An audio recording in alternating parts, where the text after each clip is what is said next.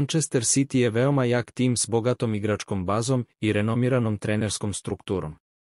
Poznati su po svojoj ofanzivnoj igri i taktičkoj fleksibilnosti. Očekuje se da će biti favoriti u ovoj grupi, s mogućnošću dubokog plasmana u turnir. Red Bull Leipzig je također snažan tim koji je izrastao kao ozbiljan takmac u evropskim takmičenjima. Njihova brza i agresivna igra može predstavljati izazov za svakog protivnika. Biće interesantno pratiti kako će se nositi s jakim konkurencijom u grupi. Crvena zvezda je ponosno predstavnik srpskog fudbala. Njihova snažna odbrana i timski duh su karakteristike koje ih izdvajaju.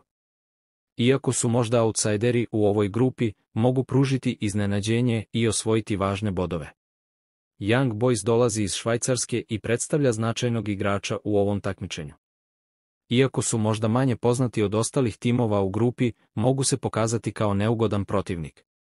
Njihova sposobnost postizanja golova može biti ključna. Ova grupa donosi raznovrsnost stilova igre i potencijal za uzbudljive mečeve. S obzirom na kvalitet svakog tima, očekuje nas zanimljiv okršaj za plasman u narednu fazu takmičenja.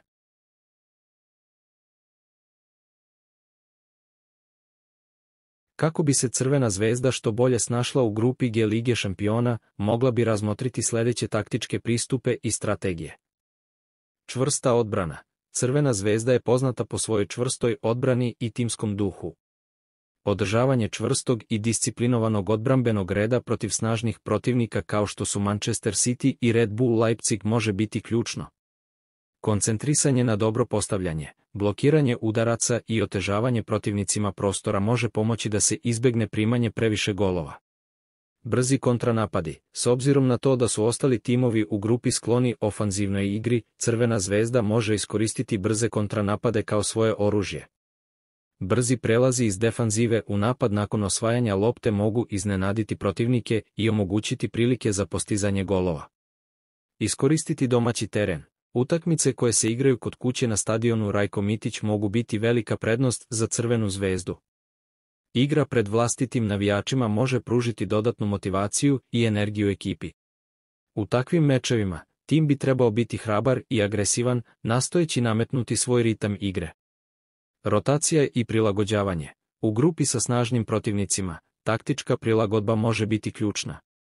Trener bi trebao razmotriti rotaciju igrača kako bi održao svežinu i sprečio umor.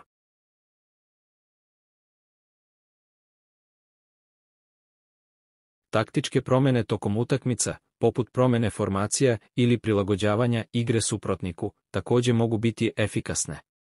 Maksimalno iskoristiti standardne situacije. Standardne situacije poput kornera i slobodnih udaraca mogu biti odlična prilika za postizanje golova.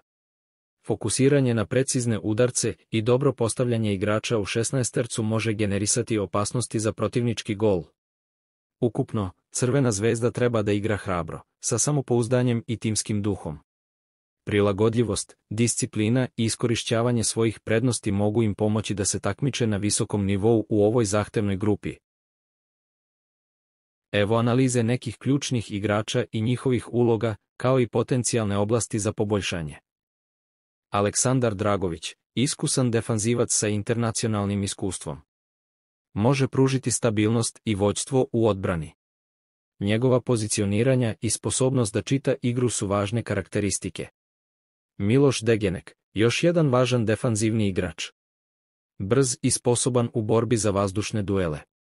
Potrebno je pažljivo donošenje odluka kako bi izbegao kartone i potencijalne greške. Mirko Ivanić, kreativni vezni igrač sa sposobnošću kreiranja prilika i postizanja golova.